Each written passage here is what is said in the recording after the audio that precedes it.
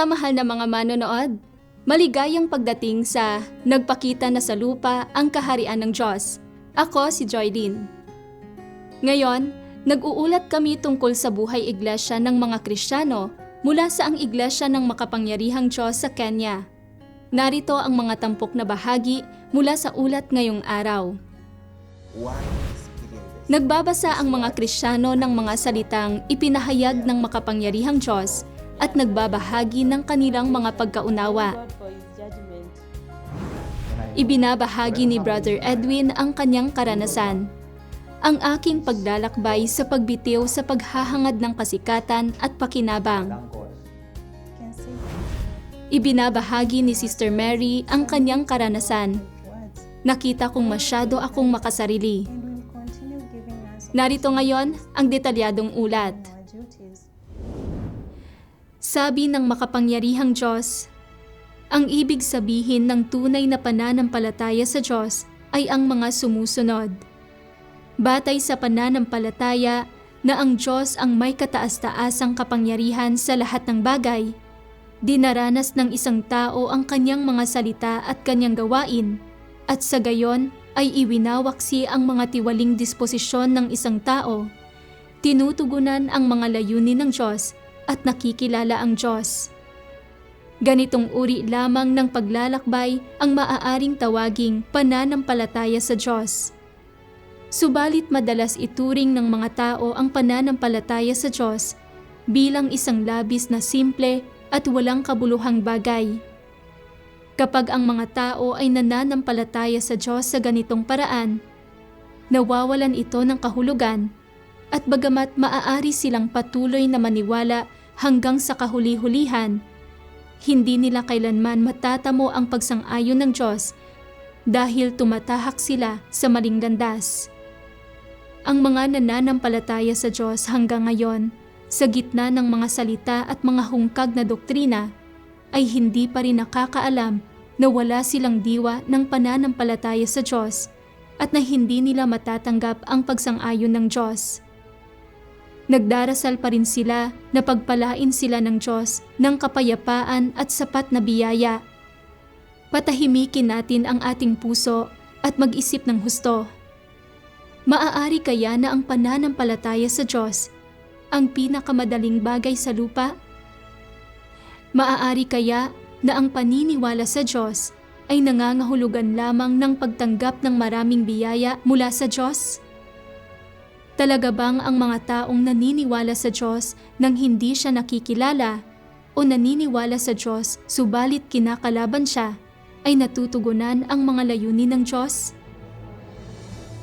Ang mga Kristiyano sa isang iglesia sa Kenya ay nananabik sa pagpapakita ng Panginoon at naghahanap sa lahat ng dako para sa gawain ng banal na Espiritu at sa wakas ay narinig na nila ang mga pagbigkas ng Espiritu ng katotohanan.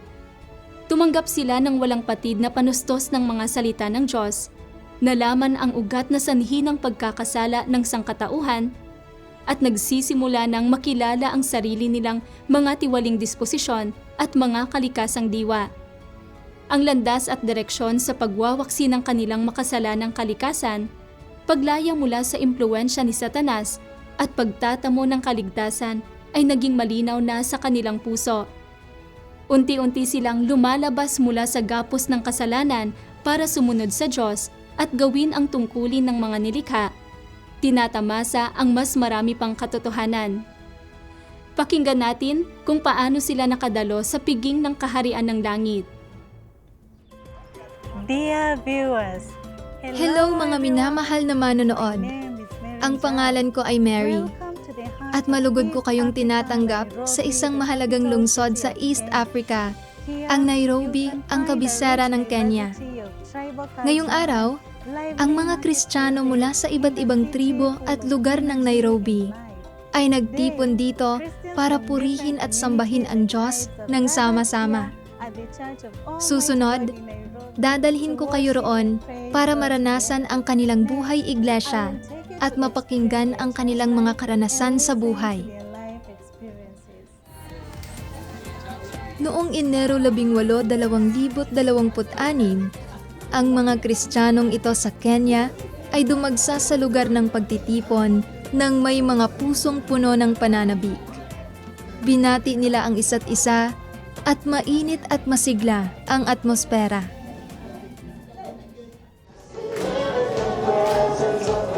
Nang magsimulang tumugtog ang himno ng papuri sa Diyos na ang pag-ibig ng Diyos ang nagbubuklod sa atin, umindayog ang lahat sa melodiya at umawit ng may iisang tinig.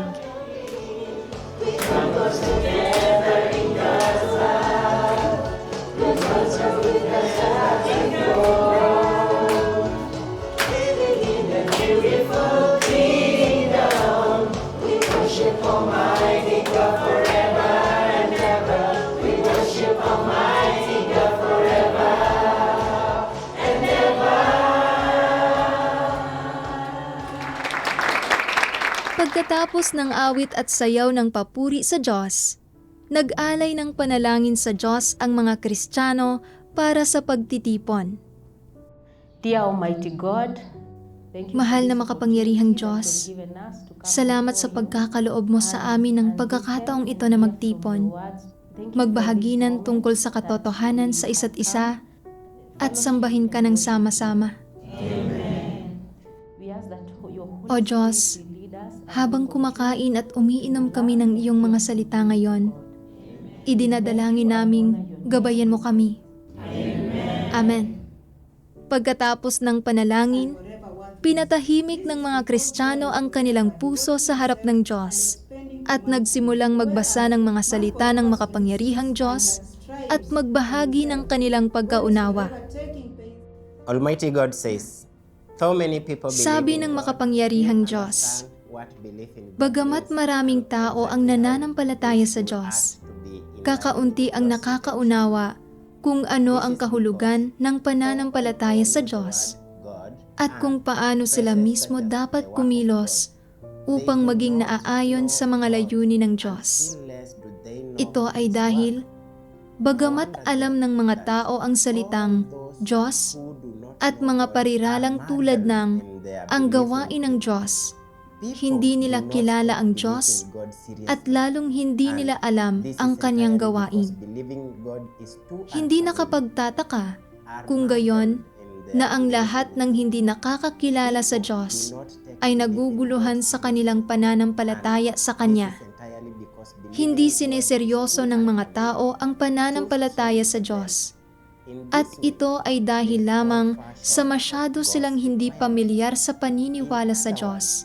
if Masyado people do itong not know God nakakapanibago and do para not sa know kanila. His work, then Sa ganitong paraan, cannot be filled nagkukulang with sila God's sa mga hinihingi ng Diyos. Are they Sa able madaling to salita, satisfy His intentions? kung hindi kilala ng mga tao ang Diyos at hindi alam ang kanyang gawain, That there is a God. hindi sila magiging angkop na gamitin ng Diyos at lalong hindi nila magagawang matugunan ang kanyang mga layunin. Believing that there is Ang a God is not the pananampalataya same sa as Diyos fully believing in God. ay nangangahulugan ng paniniwala na mayroong Diyos. Ito ang pinakasimpleng konsepto ng pananampalataya sa Diyos. Higit pa rito, ang paniniwala na mayroong Diyos ay hindi kapareho ng tunay na pananampalataya sa Diyos. Sa halip, ito ay isang uri ng simpleng pananalig na may matitinding kahulugang pangrelihiyon. Ang ibig sabihin ng tunay na pananampalataya sa Diyos ay ang mga sumusunod. Batay sa pananampalataya na ang Diyos ang may kataas-taasang kapangyarihan sa lahat ng bagay, dinaranas ng isang tao ang kanyang mga salita at kanyang gawain, at sa gayon ay iwinawaksi ang mga tiwaling disposisyon ng isang tao, tinutugunan ang mga layunin ng Diyos, at nakikilala ang Diyos. Ganitong uri lamang ng paglalakbay ang maaaring tawaging pananampalataya sa Diyos. Amen. Amen. Amen. Christ of the last days uses a variety Ang of Kristo ng mga huling araw ay gumagamit ng iba't ibang katotohanan para maturuan ang tao, para ilantad ang diwa ng tao, at himayin ang kanyang mga salita at gawa. Ang mga salitang ito ay binubuo ng iba't ibang katotohanan, gaya ng tungkulin ng tao, paano dapat magpasakop ang tao sa Diyos, paano dapat maging tapat ang tao sa Diyos, paano dapat isabuhay ng tao ang normal na pagkatao, gayon din ang karunungan at disposisyon ng Diyos. Ang mga salitang ito ay nakatuon lahat sa diwa ng tao at sa kanyang mga tiwaling disposisyon. Sa partikular, iyong mga salitang naglalantad kung paano tinatanggihan ng tao ang Diyos ay lalong mas nakatuon sa kung paanong ang tao ay isang pagsasakatawan ni Satanas at isang puwersa ng kaaway laban sa Diyos. Sa pagsasakatuparan ng kanyang gawain ng paghatol, hindi lamang ganap na ipinapaliwanag ng Diyos ang kalikasan ng tao sa iilang salita. Naglalantad at pumupungo siya ng pangmatagalan.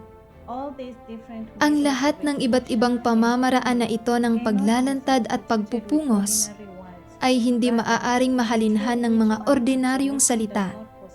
Sa halip, ang katotohanang tiyak na hindi taglay ng tao ay ginagamit para isakatuparan ang gawaing ito ng paglalantad at pagpupungos. Ang ganitong klaseng mga pamamaraan lamang ang matatawag na paghatol. Sa pamamagitan lamang ng ganitong uri ng paghatol, masusupil ang tao at makukumbinsi ng husto tungkol sa Diyos. At bukod pa riyan, ay makakamit ang tunay na pagkakilala sa Diyos. Ang idinudulot ng gawain ng paghatol ay ang pagkaunawa ng tao sa tunay na mukha ng Diyos at sa katotohanan tungkol sa kanyang sariling paghihimagsik. Ang gawain ng paghatol ay nagbibigay kakayahan sa tao na magkamit ng malawak na pagkaunawa sa mga layunin ng Diyos, sa layunin ng gawain ng Diyos, at sa mga hiwagang hindi niya maunawaan. Binibigyang kakayahan din ito ang tao na maunawaan at makilala ang kanyang tiwaling diwa at ang ugat ng kanyang katiwalian. Gayon din, na matuklasan ang kanyang pangit na mukha. Ang mga epektong ito ay bunga lahat ng gawain ng paghatol, sapagkat ang diwa ng gawaing ito ay ang mismong gawain ng pagbubukas ng katotohanan, ng daan, at ng buhay ng Diyos sa lahat ng may pananalig sa Kanya. Amen. Amen. So God's words are very clear to us. Napakalinaw na isinasaad ng mga salita ng Diyos na ang pananampalataya sa Diyos ay hindi kasing simple ng paniniwala lang na umiiral siya. Ang tunay na pananampalataya sa Diyos ay nangangahulugan ng pagdanas sa kanyang gawain at mga salita batay sa pananampalataya sa kanyang kataas-taasang kapangyarihan sa lahat ng bagay para magkamit ng pagbabago sa disposisyon.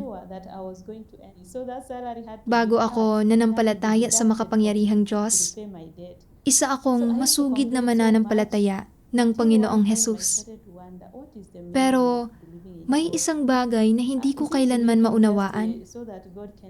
Bakit napakatagal ko nang nananampalataya sa Panginoon, pero nagagawa ko pa ring magkasala at lumaban sa Kanya?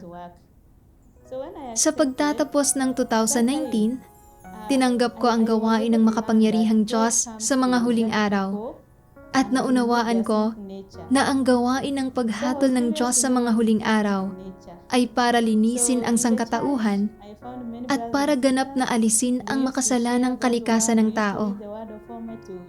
Noon ko lang naunawaan kung bakit madalas magkasala ang mga tao at laging gustong sila ang nasusunod.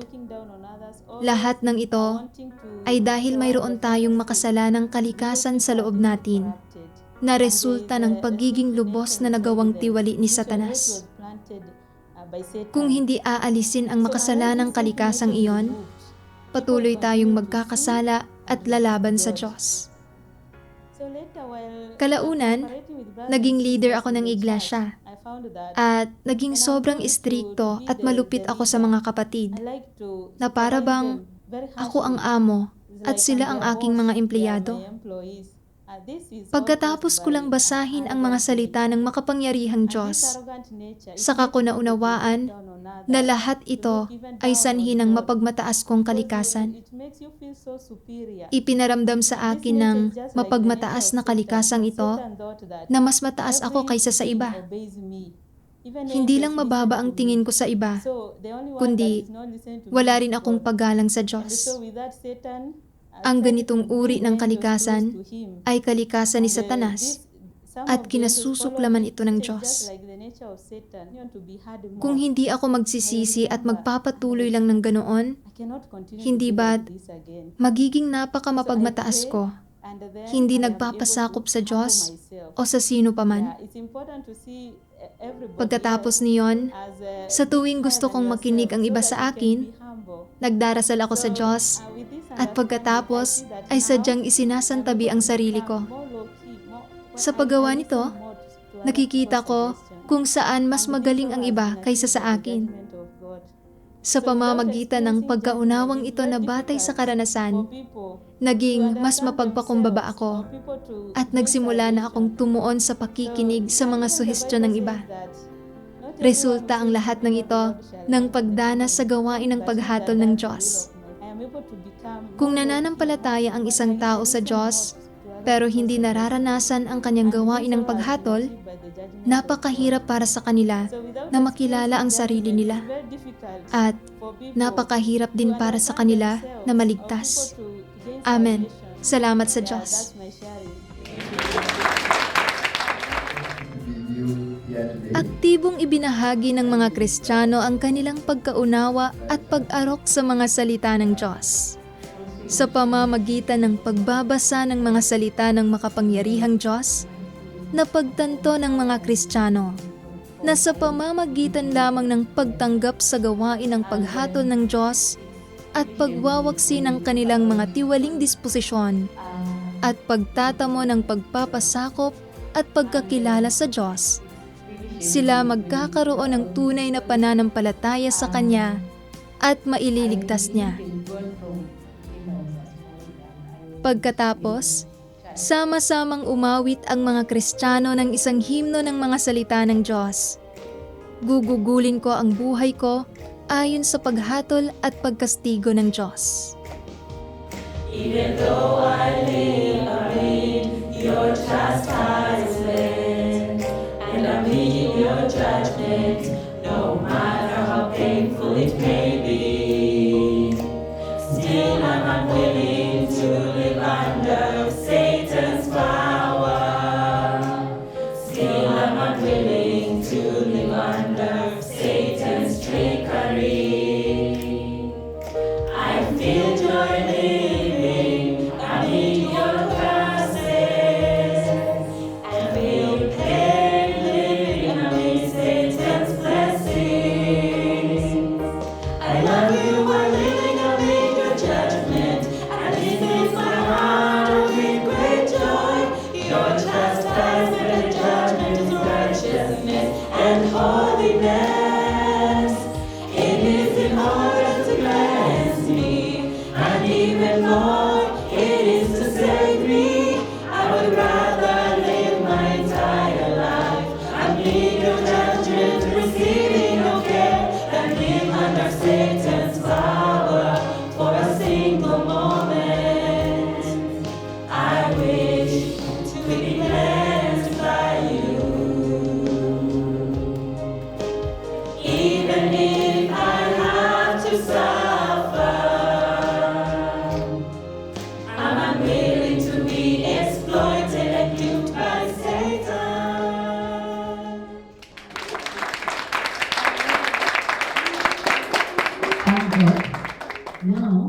Susunod, pakinggan natin ang karanasan ni Brother Edwin. Yes, I'm also very much delighted to be here. I'm Brother Lumaki Edwin. si Edwin sa isang mahirap na pamilya at nakaranas ng diskriminasyon at panghahamak mula pagkabata. We will all be edified. Para mamukod-tangi sa iba at erespeto, Second born, nagpa siya siyang magsumikap ng husto. growing up, Noong nasa hustong gulang na my father siya, was a drunkard. nakahanap siya ng trabahong may malaking sahod, pero hindi siya nakontento. Growing up, Dahil gustong kumita ng mas malaking pera at tingalain, my mother nakipagsosyo siya sa isang katrabaho para magtayo ng isang pribadong paaralan. My colleague did not honor Hindi nagtagal matapos maitatag ang paaralan, what. hindi tumupad sa usapan ang katrabaho ko So at lihim na inilipat ang pondo sa ibang mga proyekto. that for me Bilang resulta, devastating. mabilis na nalugi ang paaralan. My dreams of making it, Napakalaking dagok nito sa akin. Pero hindi ako natuto the community, at nanatiling nakatuon sa paghahangad ng kayamanan at kasikatan. joining Kalaunan, nagpa siya akong sumali sa isang Savings and Credit Cooperative Organization. ASACO to save Sa loob ng 2 taon, nakaipon ako ng humigit kumulang 250,000 Kenyan shillings. but soon Pero hindi nagtagal, collapsed with all nalugi rin ang kooperatibang ito all at nawalang parang bula ang lahat ng ipon ko.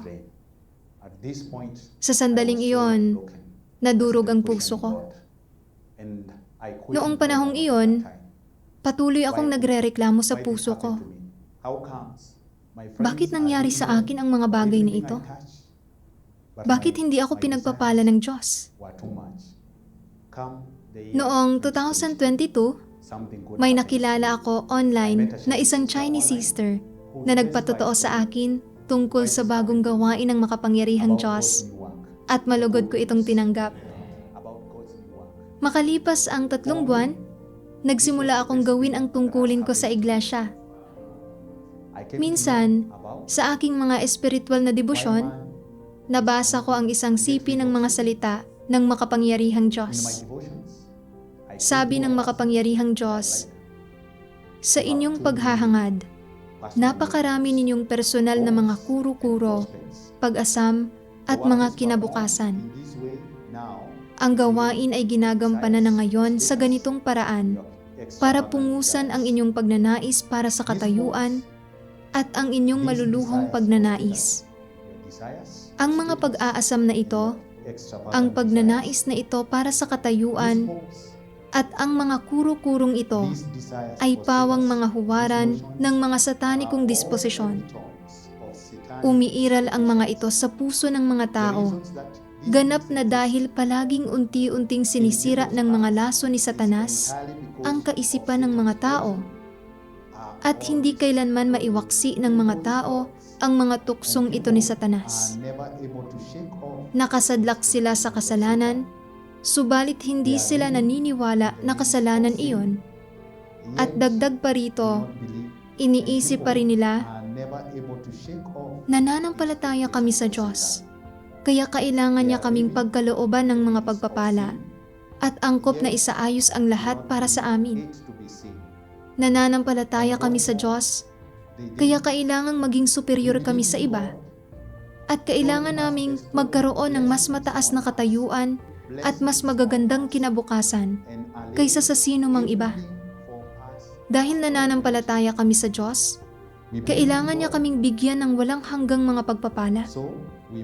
Kung hindi, hindi iyon matatawag na pananampalataya sa Diyos. Sa loob ng maraming taon, ang mga kaisipang sinasandigan ng mga tao para sa pananatili ng kanilang buhay ay unti-unting sumisira sa kanilang puso hanggang sa punto na sila ay maging tuso, duwag, at kasuklam-suklam. Hindi lamang sila hindi nagtataglay ng pagtitiyaga o determinasyon, ngunit naging sakim, mayabang, at matigas din ang ulo nila. Walang-wala sila ng anumang determinasyon na lampasan ang kanilang sarili. At higit pa riyan, wala sila ni katiting na lakas ng loob na iwaksi ang mga paglilimita ng madidilim na impluwensyang ito. Sa pamamagitan ng pagbubunyag sa mga salita ng Diyos, naunawaan ko na ginamit ni Satanas ang kasikatan at pakinabang para kontrolin at gawin akong lubos na tiwali. Pinupuno ang isip ko ng mga kaisipan tungkol sa pagiging mayaman at sikat. Nang pagnilayan ko ang dati kong saloobin sa Diyos, naramdaman kong naging lubos akong kasuklam-suklam at walang hiya. Ang pananampalataya ko sa Diyos ay para lang sa kapakanan ng pagtatamo ng mga pagpapala. Naniwala ako na ang pagkakamit ng material na kayamanan at pamumukod tangi sa iba ay nangangahulugang pinagpapala ako ng Diyos. Nang malugi ang negosyo ko, naging miserable ako at nagreklamo laban sa Diyos. Namumuhay ako noon sa ilalim ng kapangyarihan ni Satanas. At ang paghahangad ng kasikatan at pakinabang ay malalim nang nakaugat sa puso ko. Nagpapasalamat ako sa Diyos sa paglalantad ng katiwalian ko at sa pagpapahintulot sa aking makilala ang sarili ko. Sa pamamagitan ng paglalantad at paghatol ng mga salita ng makapangyarihang Diyos, napagtanto ni Brother Edwin na nangyari ang mga pagkabigo niya sa pamumuhunan ng may pahintulot ng Diyos. Kung nagtagumpay ang mga pamumuhunan niya at nakamit niya ang kasikatan, pakinabang at kayamanan, hindi na sana siya nakawala sa bitag ni Satanas at hindi sana siya haharap kailanman sa Diyos para tanggapin ang pagliligtas ng Diyos. Tumahak na sana siya sa landas patungo sa pagkawasak. Ngayon, tiyak na rin siya na ang bawat pangyayaring nararanasan ng isang tao sa buhay niya ay paunang inorden at isinaayos ng Diyos. Hindi nagtagal, dumating ulit sa kanya ang mga tukso ni Satanas. Later, in the year 2023, my colleagues, Noong 2023, tinanong ako ng katrabaho ko, alam mo bang, kalipikado ka na ngayon para sa promosyon? Hinikayat ako ng lahat na magpapromote. Sa pagkakataong ito, napagtanto ko na dumating sa akin ang isa sa mga pakana ni Satanas. Bagamat mahina ako, pinatahimik ko ang puso ko at nagbukas sa pagbabahaginan sa isang sister tungkol sa kalagayan ko. Ibinahagi niya sa akin ang ilang salita ng Diyos. Sabi ng makapangyarihang Diyos, ang pinakamahalagang aspekto ng pananampalataya sa Diyos ngayon ay ang paggampan sa tungkulin. Kung hindi magagampanan ng mabuti ang inyong tungkulin, hindi ka magkakaroon ng realidad. Habang gumagampan ng tungkulin, nauunawaan ng mga tao ang mga layunin ng Diyos at kaya nilang unti-unting magkaroon ng normal na kaugnayan sa Kanya. Kaya nilang unti-unting tukuyin ang kanilang mga problema at kilalanin ang kanilang tiwaling disposisyon at diwa. Kasabay niyon, sa pamamagitan ng proseso ng pagninilay-nilay sa kanilang sarili, kaya ng mga tao na unti-unting tuklasin kung ano talaga ang mga hinihingi sa kanila ng Diyos. Nauunawaan na ba ninyo ngayon kung ano talaga ang sinasampalatayaan ninyo kapag sumasampalataya kayo sa Diyos?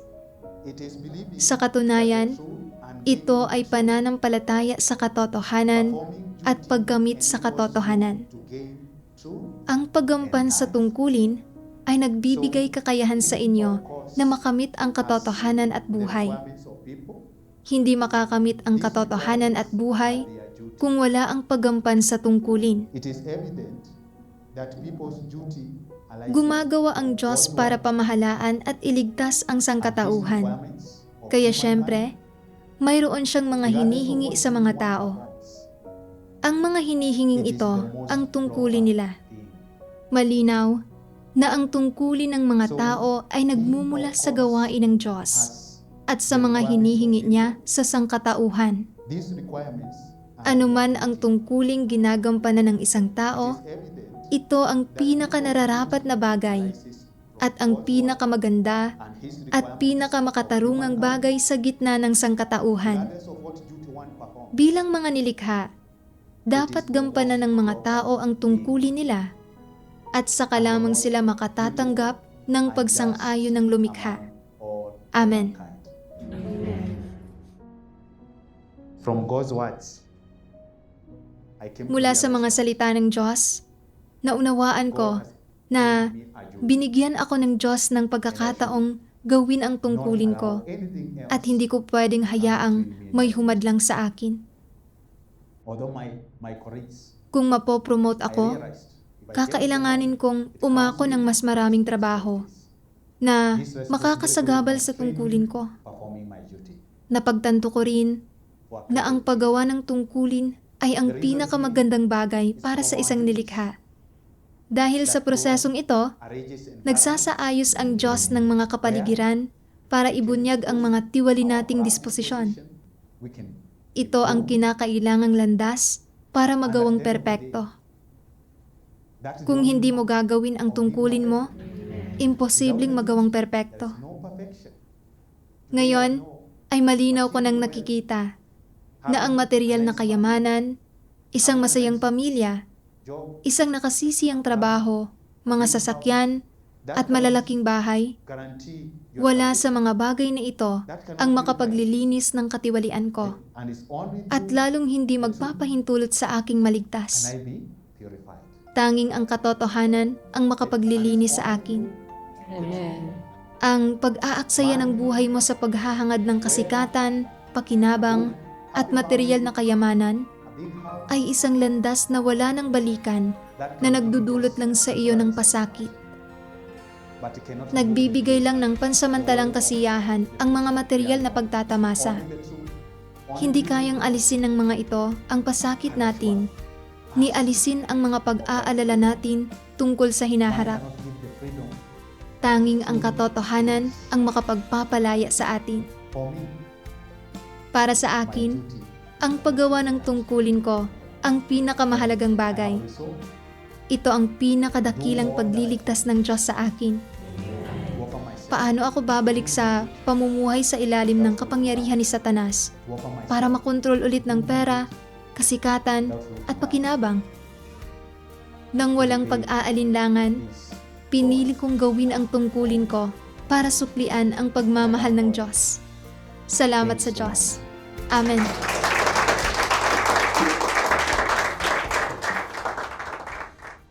I was serving as a church leader in my local Si Sister Mary ay isang leader ng iglesia sa ang iglesia ng makapangyarihang Diyos. Minsan, nalaman niyang nirekomenda siya bilang kandidato para maging leader ng distrito. Kung mapipili, magiging responsable siya sa mas malawak na saklaw ng gawain. When I heard this news, I was shocked. Nang marinig ko ang balitang ito, nagulat ako at nakaramdam ng matinding pagkabalisa. Hindi ko kailanman naisip na magiging kandidato ako para maging leader ng distrito. Sa totoo lang, gusto kong manatili bilang leader ng iglesia at takot na takot akong mahalal bilang leader ng distrito. Kung hindi ko magagawa ng maayos ang gawain ko o makagawa ako ng malaking pagkakamali at matanggal, hindi ba't mawawala ang pagkakataon kong gawin ang tungkulin ko? Hindi ba't isa sa panganib niyon ang kaligtasan ko? Kaya naramdaman kong tutol na tutol ako at ayaw kong tumakbo sa eleksyon. Hindi nagtagal, dumating ang araw ng eleksyon. Nagpadala ako ng mensahe sa isang leader. Hinihimok siyang huwag akong iboto. Gusto ko ring magpadala ng mensahe sa ibang mga kapatid at sabihin sa kanila ang parehong bagay. Pero may naisip ako, kung mahahalal ako, ito ay may pahintulot ng Diyos. Hindi ako dapat makialam kung paano bumoto ang mga kapatid ko. Kaya, tinigil ko ang pag-iisip sa ideyang ito. Nang i-anunsyo ang mga resulta ng eleksyon, nakita kong nahalal ang isang brother. At sa wakas, ay nakahinga ako ng maluwag. The following morning, the leader Kinabukasan, tinanong ng isang leader na mas mataas ang katungkulan, si Mary, kung ano ang naramdaman niya sa hindi niya pagkakahalal. Noon lang niya namalayan ang mali niyang kalagayan. I felt that taking on a heavy Napagtanto kong ayaw kong umako ng mabibigat na pasanin dahil mangangahulugan iyon ng paggawa ng mas maraming trabaho, pagpasa ng mas malaking responsibilidad, at pagtitiis ng mas matinding pressure at paghihirap. Kalaunan, nagbasa ako ng isang sipi ng mga salita ng Diyos. Sabi ng makapangyarihang Diyos, duwag ba ang uri ng taong natatakot na umako ng responsibilidad sa paggampan ng kanyang tungkulin o may problema sa kanyang disposisyon? Dapat ay masabi mo ang pagkakaiba. Sa realidad, hindi ito isyu ng karuwagan. Paanong napakamapangahas niya pagdating sa pagiging mayaman o kapag gumagawa siya ng isang bagay para sa sarili niyang kapakinabangan. Haharapin niya ang anumang panganib. Subalit, kapag gumagawa siya ng mga bagay-bagay para sa iglesia, para sa sambahayan ng Diyos, wala siyang inaako na anumang mga panganib. Ang gayong mga tao ay makasarili at kasuklam-suklam, ang pinakataksil sa lahat. Gumagampan ka ngayon ng iyong tungkulin sa sambahayan ng Diyos. Ano ang unang prinsipyo sa pagtupad ng isang tungkulin?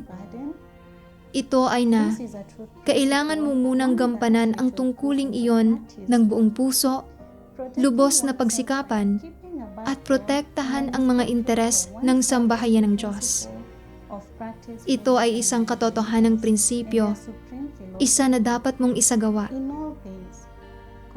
Ang pagprotekta sa sarili sa pamamagitan ng pag-iiwan para sa sarili ng isang bukas na pinto o lusutan ay ang prinsipyo ng pagsasagawa na sinusunod ng mga walang pananampalataya at ang kanilang pinakamataas na filosofiya.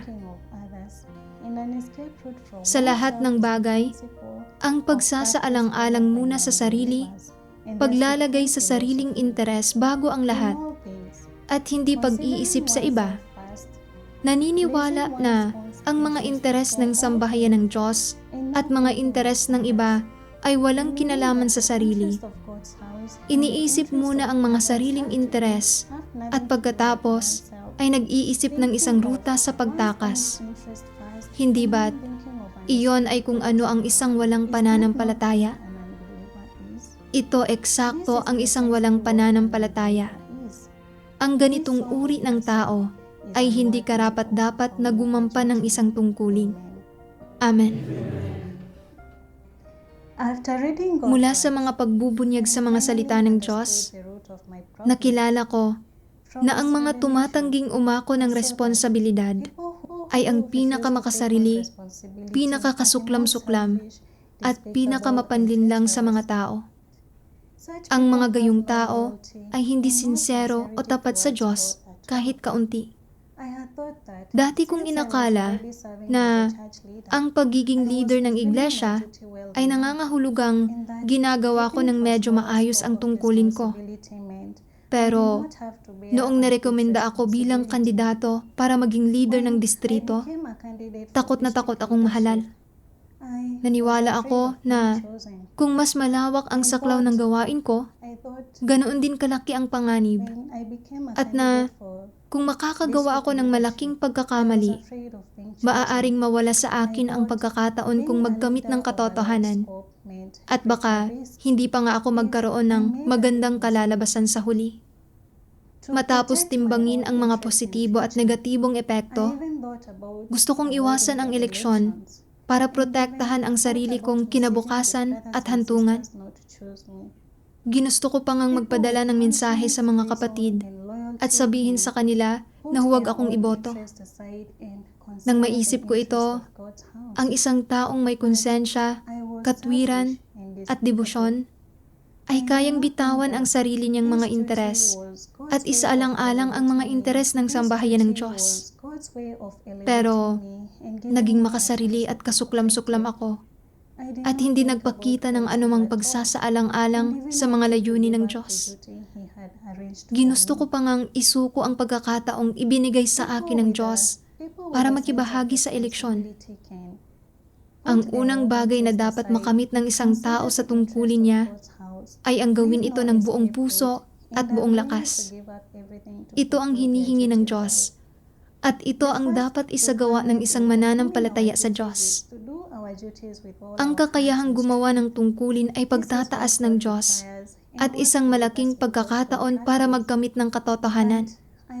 Pero palagi kong inuuna ang sarili ko. Ibinunyag nito na wala talaga akong katapatan sa Diyos. Kung ayaw kong umako ng anumang responsibilidad, kung ganoon, ay sadyang hindi ako karapat-dapat na gumawa ng anumang tungkulin.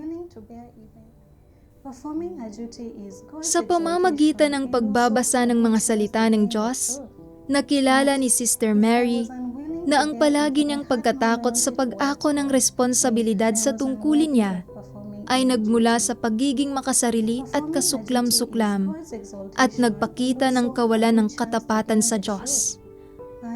Alam niya na kung hindi siya magsisisi at magbabago, sa malaot madali ay matitiwalag siya.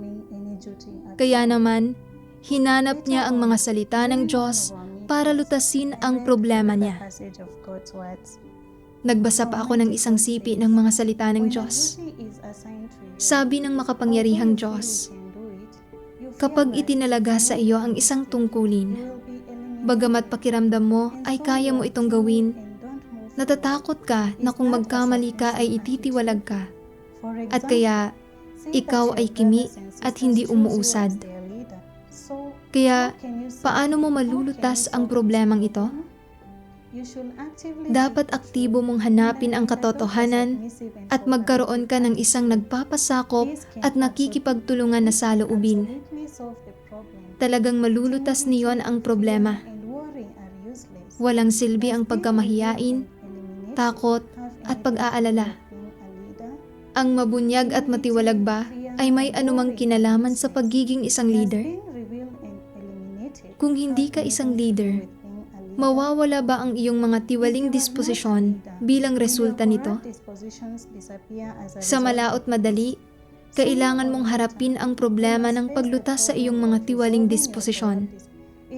Dagdag pa rito, kung hindi ka isang leader, hindi ka magkakaroon ng mas marami pang oportunidad na magsanay at magiging mabagal ang iyong pag-usad sa buhay na may kakaunting pagkakataon para magawang perpekto. Bagaman, medyo mas marami ang paghihirap sa pagiging isang leader o manggagawa, nagdudulot din ito ng maraming pakinabang at kung kaya mong tahakin ang landas ng paghahangad sa katotohanan, maaari kang magawang perpekto. Napakalaking pagpapala niyon. Kaya, dapat kang magpasakop at aktibong makipagtulungan. Ito ang iyong tungkulin at ang iyong responsibilidad. Ano man ang daan sa hinaharap, dapat kang magkaroon ng puso ng pagpapasakop. Ito dapat ang iyong saloobin sa paggampan mo ng iyong tungkulin. Amen.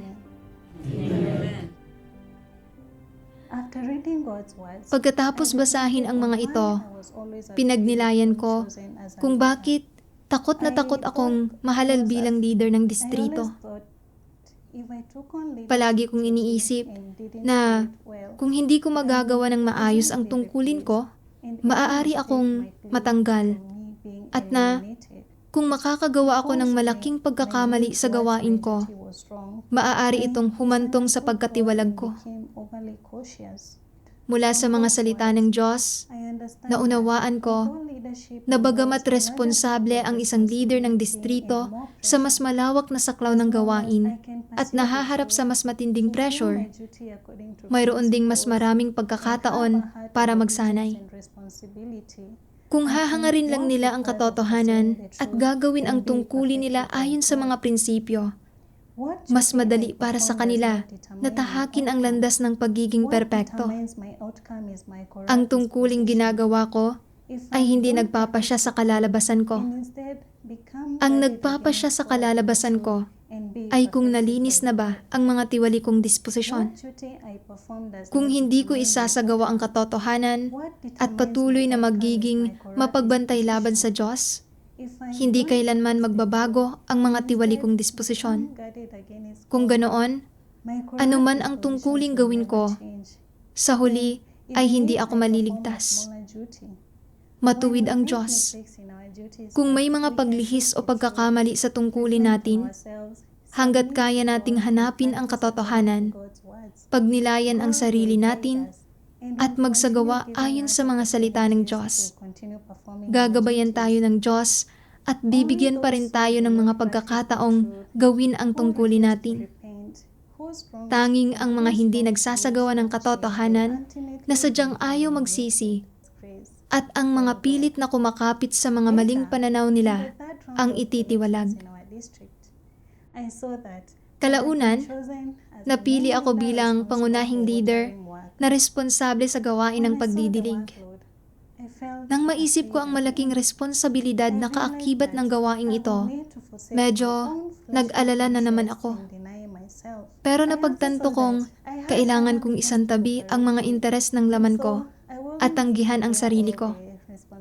Agad akong nagdasal sa Diyos. Ipinapahayag ang kahandaan kong ibuhos ang puso at lakas ko sa paggawa ng tungkulin ko ng maayos. Sa pagkakataong ito, hindi na ako naging makasarili, kundi pinili kong isaalang-alang ang mga layunin ng Diyos at tuparin ng maayos ang tungkulin ko. Sa pamamagitan ng kapaligirang ito, napagtanto ko na hindi ginagamit ng Diyos ang tungkuling ito para ibunyag at itiwalag ako, kundi sa halip ay para ibunyag ang mas marami sa mga tiwali kong disposisyon para magkamit ako ng mas malalim na pagkakilala sa sarili ko at sa gayon ay malinis at mabago. Ito ay ang pagpeperpekto ng Diyos sa akin. Salamat sa Diyos. Amen.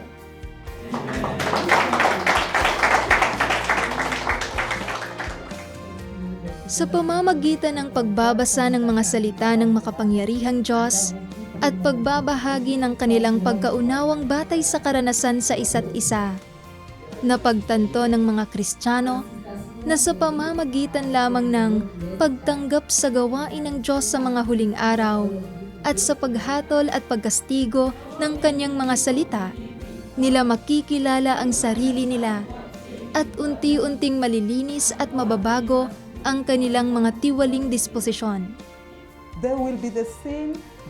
Pagkatapos, nagtanghal ang mga Kristiyano ng isang nakakatawang crosstalk skit at isang sayaw ng papuri sa Diyos. Isang atmosfera na puno ng kagalakan ang namayani sa pagtitipon at kitang-kita ang kagalakan at pasasalamat sa Diyos sa puso ng lahat.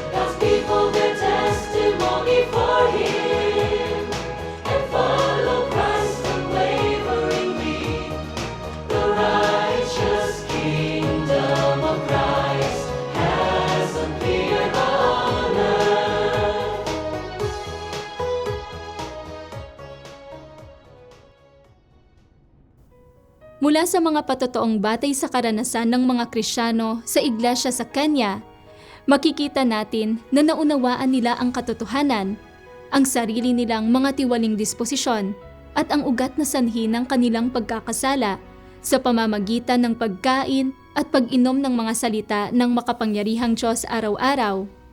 Naranasan nila ang paghatol at pagkastigo ng mga salita ng Diyos at nagkamit ng tunay na pagkakilala sa gawain ng Diyos at sa kanyang disposisyon. Tinahak na nila ang landas ng paghahangad ng katotohanan para magtamo ng kaligtasan. Ganap na tinutupad nito ang mga salita ng Panginoong Hesus, "Kapag siya ang Espiritu ng katotohanan ay dumating, ay papatnubayan niya kayo sa buong katotohanan. Ang mga nakasalubong na ngayon sa Panginoon at nakadalo sa piging ng kaharian ng langit ay nagpapatotoo sa pagpapakita at gawain ng Diyos sa gitna ng mga sakuna. Ang lahat ng nagmamahal sa katotohanan at nananabik sa pagpapakita ng Diyos ay bumabalik na sa harap ng Diyos.